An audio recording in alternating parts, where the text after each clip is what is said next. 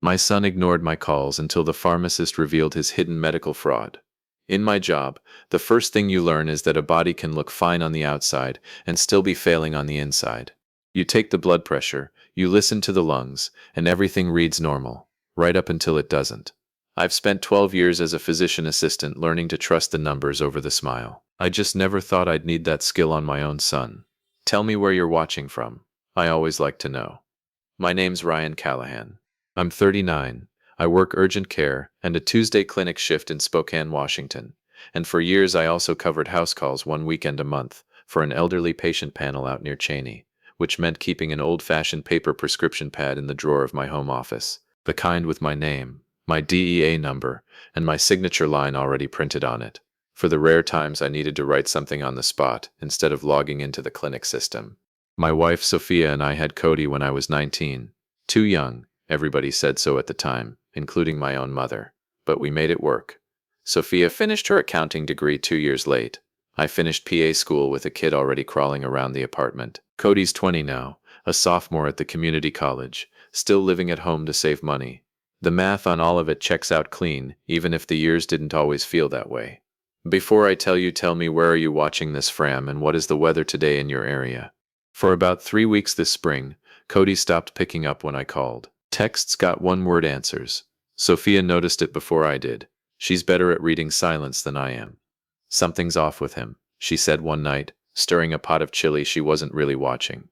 He's not just busy, Ryan. He's avoiding us. I want to tell you about who Cody was before any of this, because it matters. About 6 weeks before the call stopped, our neighbor Mrs. Okafor slipped on her icy driveway and went down hard. Cody was the one who heard her yell. He didn't wait for me to grab my bag. He ran out in his socks, knelt next to her in the snow, and kept her still and talking until the ambulance came. "Don't move her leg, Dad. I think it's the ankle," he said, calm as anything, holding her hand the whole time. Mrs. Okafor sent us a card 2 weeks later thanking the young man with the steady voice. That was Cody. Genuinely, unprompted, no audience but an old woman in pain and his own instinct to help. So when he started going quiet on us, I told myself it was school stress, or a girl, or just being 20 and needing space. I didn't have a differential diagnosis yet. I just had a vague sense that something wasn't reading right. The first hard data point came from Denise Whitfield, the pharmacist at the Rite Aid on Division that I've used for a decade. She called my clinic line directly, which she'd never done before. "Ryan, I need to flag something with you," she said. "Our system pulled a pattern this week. 2 paper scripts under your name for oxycodone, filled 11 days apart, and something about the handwriting on the second one didn't match what we have on file from your last house call script." She wasn't accusing me of anything. It was routine, she said. Pharmacies keep a signature sample on file for prescribers who occasionally write by hand, and any mismatch gets flagged automatically for a callback. I hadn't written either script. I sat in my office after that call for longer than I want to admit. In my line of work, you learn not to panic on the first abnormal reading. You confirm before you act. I asked Denise, carefully, if she still had the paper copy, strictly so I could compare it myself. She did. The handwriting was close enough to pass at a glance, but the loop on my capital R was wrong, tighter than mine, the way someone writes when they're copying a signature instead of signing their own name. I didn't confront him that night. I opened the drawer where I kept the pad. 14 blank sheets left where there should have been closer to 20. I counted twice. 2 nights before I finally sat him down, I drove past the Quick Stop on Ash Street to grab coffee filters, and Cody's car was in the lot. He didn't see me. He was leaning against the hood, laughing with a guy I didn't recognize, phone in hand, looking looser and lighter than he had in weeks. I watched him for maybe 10 seconds through the windshield, my own son, practically glowing with relief, like a man who thought he'd just gotten away with something. I didn't say anything. I just drove home and sat in the driveway a long time before I went inside. I called my best friend Tyler Bishop that night. Tyler and I met in undergrad, both broke and living on ramen, and he's the one person who's never once let me talk myself into a comfortable lie. "You need proof before you say anything," he told me over the phone.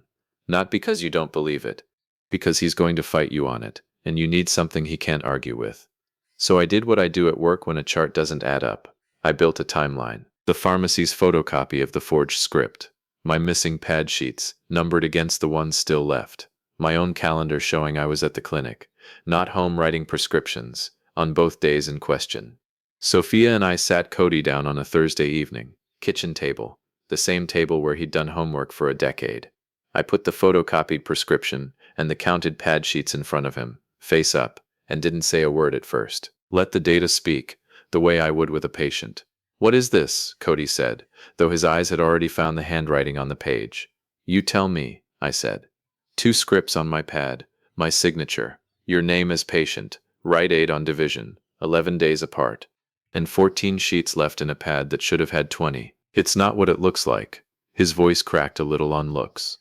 "It looks like you forged a controlled substance prescription and used my DEA number to fill it," I said. "Twice.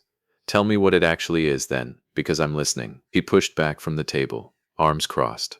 "You don't know what the last few months have been like for me, Dad.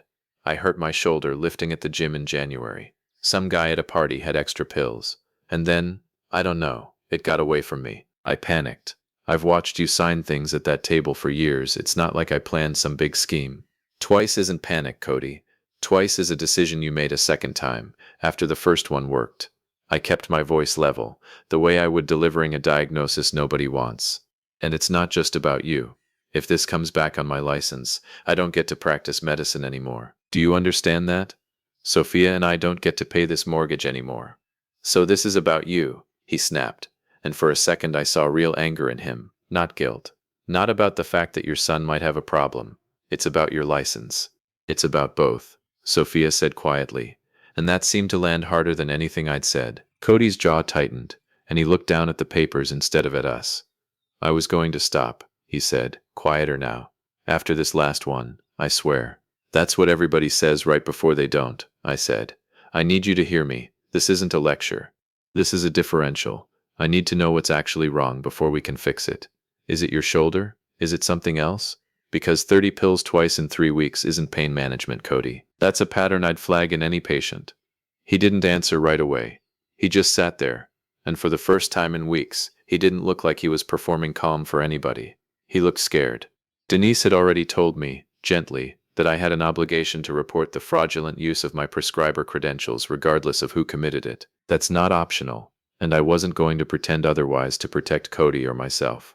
I filed the report with the pharmacy board the next morning, along with a written statement and the photocopy, and I hired an attorney my clinic recommended, a careful, no-nonsense woman named Renata Ibarra, to make sure I wasn't the one who ended up losing a license over something I didn't do. The board's review took 6 weeks.